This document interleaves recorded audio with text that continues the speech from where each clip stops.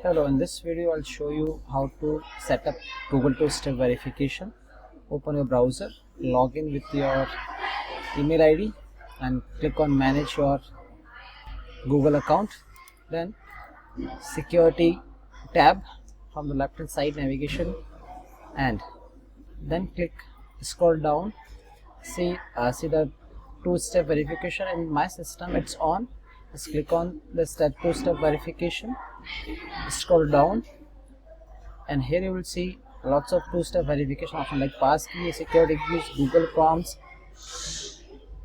phone number, backup codes. Okay, so you can choose any one or two options out of 6 options for two-step verification. As I choose Google notification and phone number text, so I added my phone number here. I confirmed my phone number, I saved my phone number, click on back button. Now successfully you add a two-step verification for your Gmail account. In this way, whenever you log in with the new device, it will send you a text message or a notification on your existing device. From there you can accept your request on a Gmail application, YouTube application, or any other application, and it will allow to